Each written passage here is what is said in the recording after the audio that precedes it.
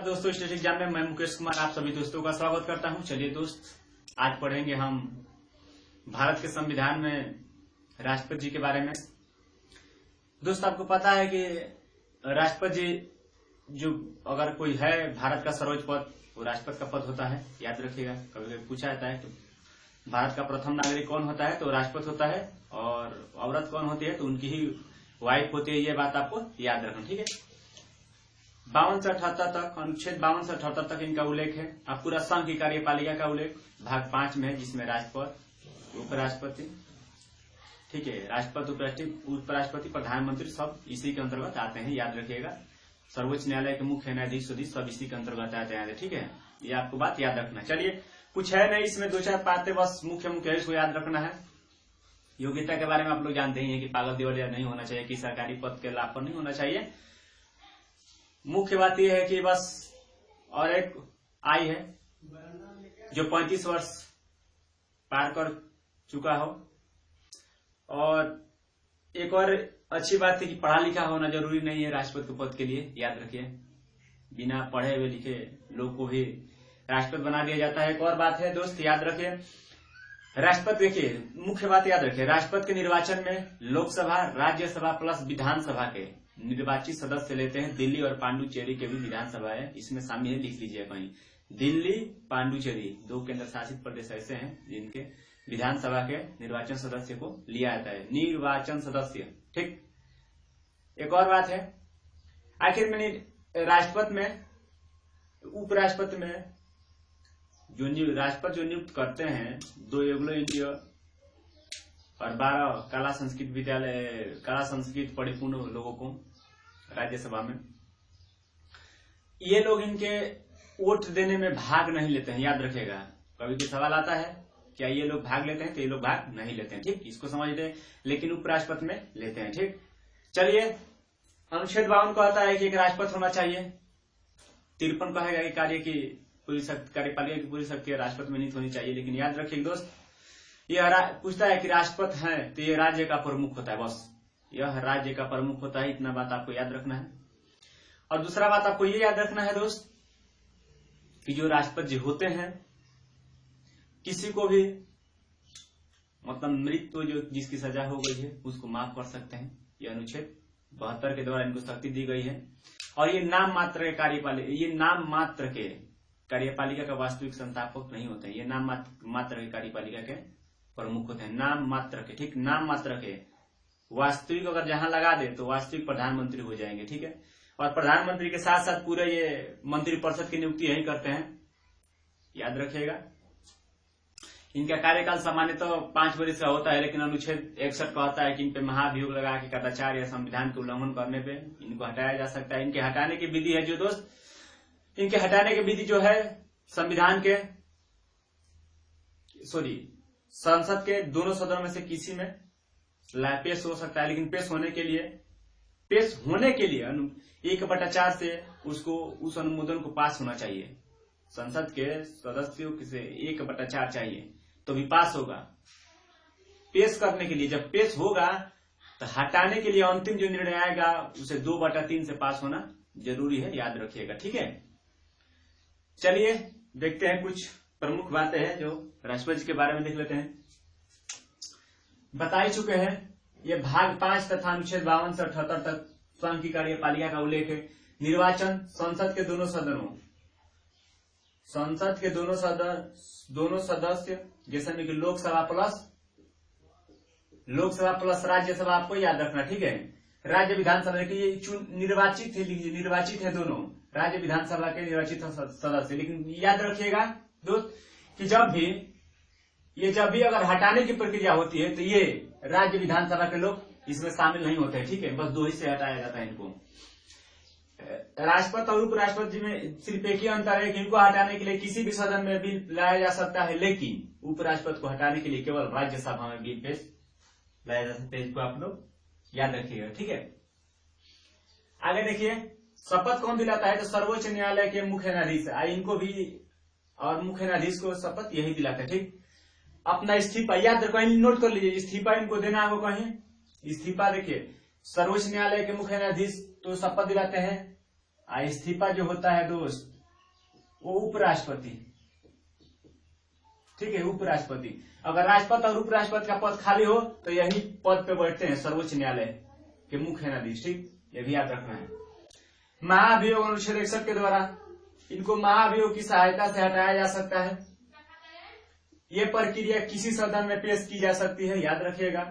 2/3 बहुमत से पास होना चाहिए। 14 दिन पहले बताना होगा। अगर इन पे महाभियोग लगाना है आपको तो 14 दिन पहले आपको बताना होगा।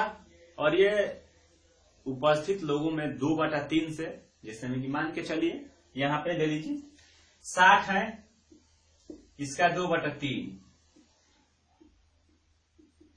मतलब 40 लोगों का उस पर हस्ताक्षर होना चाहिए, तभी ये पास होगा, अन्यथा ये पास नहीं होगा, ठीक है।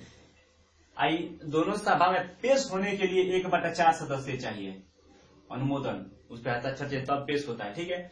ऐसे करने के लिए इनको 14 दिन पहले सूचना देना पड़ता है, ये भी याद रखना। देखिए, राष्ट्रपति भारत के राज्य का प्रमुख होता है, ठीक है, राष्ट्रपति राज्य का प्रमुख होता है, याद रखना है आपको। कहीं के संघ का प्रमुख लिखा, संघ मत लिखिएगा दोस्त, राज्य, यही तो आपका फैक्ट है, राज्य। विधायी शक्तियां कौन कौन होती है इसके पास? लोकसभा को विघटित कर सकते हैं प्रधानमंत्री की सलाह पे। संसद की संयुक्त अधिवेशन बुला सकते हैं, अनुच्छेद 108। लोकसभा राज्यसभा का भी अधिवेशन बुला सकते हैं और स्थगित कर सकते हैं, इनके पास शक्ति है, ठीक है। ये नोट कर लीजिएगा कि ये सदन को स्थगित कर सकते हैं, राष्ट्रपति सदन को स्थगित कर सकते हैं, इसको लिख लीजिए क्योंकि हमने लिखे हैं। देखिए, ये धन विधेयक को छोड़कर बाकी सबको पुनर्विचार के लिए लौटा सकते हैं। मतलब धन विधेयक क्यों? क्योंकि धन विधेयक जब पेश होता है दोस्त तो इन्हीं के मर्जी से ही धन विधेयक पेश होता है। अब मान लीजिए कि हम ही हैं, अब धन विधेयक को पेश करने के लिए दे दिए मौका, और उसके बाद आएगा तो फिर उसको हम रिजेक्ट करिए, ऐसा नहीं हो सकता है। अगर रिजेक्ट आपको करना है तो पहले ही कर दीजिए, नहीं तो पेश होगा तो आप ही के हस्ताक्षर से होगा, नहीं तो नहीं होगा। याद रखिए, पूछता है कि धन विधेयक किसके बिना अनुमति से पेश नहीं किया जा सकता है, तो धन बिना अनुमति से राष्ट्रपति के पेश नहीं किया जा सकता है। राष्ट्रपति की अनुमति लेना बहुत जरूरी होता है, ठीक है। अब कार्यकाल तो सामान्यतः 5 साल का होता है, लेकिन पता है आपको कि महाभियोग के द्वारा हटाया जा सकता है, ठीक है। योग्यता, भारत का नागरिक हो, कोई सरकारी लाभ के पद पर न हो, सबके लिए लागू होता है। पागल या दिवालिया न हो, उम्र 35 वर्ष से पार कर चुका हो। महत्वपूर्ण अनुच्छेद 52 राष्ट्रपति के बारे में, मतलब एक राष्ट्रपति होगा, इसके बारे में अनुच्छेद 52 बताता है। अनुच्छेद 53 कहता है कि संघ की कार्यपालिका शक्ति राष्ट्रपति में निहित होती है, ये याद रखना है। जो ट्रिक मारे आप 100% को याद रखना है।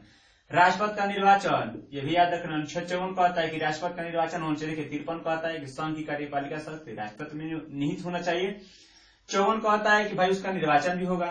55 अनुच्छेद कहता है कि राष्ट्रपति का जब चुनाव होगा तो उसका तरीका कौन सा होगा, मतलब यही लोकसभा, मतलब तरीका कौन सा होगा, अप्रत्यक्ष, प्रत्यक्ष।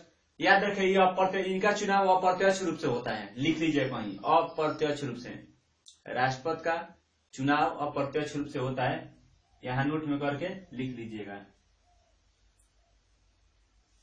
ठीक है। अप्रत्यक्ष, राष्ट्रपति का चुनाव अप्रत्यक्ष रूप से होता है, ये आपको एकदम याद ही रखना। अप्रत्यक्ष का मतलब होता है कि जिसको जनता नहीं चुनती है। हम लोग कहाँ चुनते हैं? हमारे द्वारा चुने गए व्यक्ति के द्वारा उनका चुनाव होता है, इसलिए उसको अप्रत्यक्ष कहते हैं, ठीक है। फिर 56 पे आ जाइए, कार्यकाल। देखिए, यहाँ निर्वाचन की बात हो गई, यहाँ कैसे चुना जाएगा, यहाँ कार्यकाल कितना होगा, तो 5 साल होगा। फिर 57 अनुच्छेद 57 कहता है कि पुनः निर्वाचन के लिए, ये याद रखना है, बहुत जरूरी है, पुनः निर्वाचन के लिए आर्यता। आर्यता मतलब होता है योग्यता। आर्यता इसलिए लिखे हैं कि नया शब्द देख लीजिए, क्योंकि ऐसा एक बार मेरे सामने आया था। 58 कह रहा है कि योग्यता क्या होगा भाई। 57 कहता है कि पुनः निर्वाचन के लिए योग्यता, और 58 कहता है कि इसका योग्यता क्या होगा। तो योग्यता के बारे में आप लोग पहले मैं बता चुका हूं, क्या क्या योग्यता चाहिए। पागल दिवालिया ना हो, पढ़ा लिखा नहीं होगा तभी चलेगा। अनुच्छेद 59 कहता है कि राष्ट्रपति कार्यालय की दशाएं, मतलब राष्ट्रपति का कार्यालय होता है ना, उसकी दशाएं क्या है, इसको छोड़ भी सकते हैं कुछ, लेकिन याद रखें 60 शपथ। अनुच्छेद 60 राष्ट्रपति के शपथ के बारे में बताता है। 61 महाभियोग, ये तो बहुत जरूरी है, इस पे स्टार लगा लीजिए, बहुत जरूरी है ये। 71 चुनाव से, अनुच्छेद 71 कहता है दोस्त याद रखिएगा कि राष्ट्रपति या उपराष्ट्रपति के चुनाव से कोई भी मामला हो, कोई भी मामला मतभेद हो, उसको केवल सर्वोच्च न्यायालय में ही पेश किया जा सकता है या वही सुलझाते हैं। इसको आपको याद रखना है, ठीक है। ये जरूरी है 71 के द्वारा, ठीक। अनुच्छेद 72 दोस्त ये भी याद रखेगा, क्षमादान की शक्ति। जिस समय किसी को मृत्युदंड मिला हुआ है तो राष्ट्रपति उसको क्षमा कर सकता है, इसके पास इतनी शक्ति है। लेकिन राज्यपाल के पास यही एक शक्ति छोड़ के बाकी सब शक्ति राज्यपाल के पास होती है। जैसे ये केंद्र का होता है मुखिया, वैसे वो राज्य का मुखिया होता है। ठीक इसके विपरीत होता है, ये पढ़ाऊंगा राज्यपाल, इसके बाद राज्यपाल ही पढ़ाऊंगा। 75 मंत्रिपरिषद की नियुक्ति। पता है ना मंत्रिपरिषद 75 में है, ठीक है। 112 संघीय बजट, याद संघीय बजट।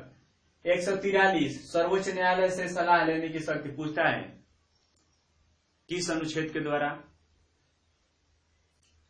राष्ट्रपति सर्वोच्च न्यायालय से परामर्श या सहायता मांग सकता है। अनुच्छेद 143। दोस्त एक और बात छूट गई है, इसको आप लोग नोट कर लीजिएगा। चलिए बता रहे हैं। बात ये थी कि अध्यादेश जारी करते हैं। अनुच्छेद 123।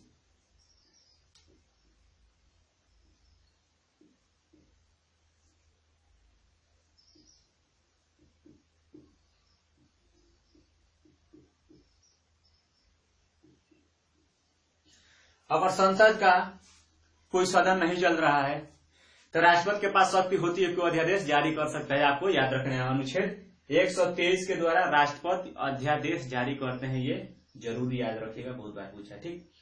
इसके पास आपातकालीन शक्तियां होती है। राष्ट्रीय आपात, राष्ट्रपति शासन, वित्तीय आपात। राष्ट्रीय आपात अनुच्छेद 352, राष्ट्रपति शासन 356 और वित्तीय आपात 360, जो कि वित्तीय आपात अभी तक नहीं लगा है। राष्ट्रीय आपात 3 बार लगा है, ठीक है। राष्ट्रीय आपात 3 बार लगा है। 62, 71, 75 देख लीजिए आप। 62 चाइना से वार, 71 पाकिस्तान से वार। अनुच्छेद 1975 में जो हुआ था वो आंतरिक अशांति, जिस समय सोनिया गांधी थी, आंतरिक अशांति के बल पे लगाया गया था, ठीक है। अभी एक आपातकाल का चैप्टर ये बताऊंगा आगे चल के। राष्ट्रपति शासन सबसे पहले पंजाब में लगा था, पंजाब के टेम्पुस में, याद रखना है आपको। वित्तीय आपात अभी नहीं लगा है। राष्ट्रपति तो इतना बार लगा है, कहाँ पता नहीं है। जब भी कोई राज्य में कुछ भ्रमित हो और राज्यपाल को पता चल जाता है, राज्यपाल बोल देता है, राष्ट्रपति लगा देते हैं। अब नोट में लिखिए, संघ की कार्य सभी राष्ट्रपति के नाम से होते हैं। संघ के कार्य सभी राष्ट्रपति के नाम से होते हैं। एक और इंटरेस्टिंग बात अभी बता रहा हूं, रुकिए। यह केवल नाम मात्र के कार्यपालिका के प्रमुख होते हैं, वास्तविक कार्यपालिका प्रधानमंत्री होता है, ठीक है। अब याद रखिए, बात यह है दोस्त की, देखिए सारा काम तो राष्ट्रपति के नाम से होता है, जिसमें कि राज्य में भी सारा काम राज्यपाल के नाम से होता है। तो चूंकि राष्ट्रपति चाहे तो ये काम खुद भी कर सकते हैं, राष्ट्रपति चाहे तो ये काम खुद भी कर सकते हैं, लेकिन दोस्त इनको काम कराने के लिए चाहे तो किसी को चुन भी सकते हैं, ठीक। इसीलिए ये प्रधानमंत्री की नियुक्ति करते हैं। देखिए प्रधानमंत्री की नियुक्ति होती है, राष्ट्रपति का निर्वाचन होता है, ठीक। ये बात आपको याद रखना है, ठीक है। और मुख्य मुख्य बातें 2-4 लिख लीजिए।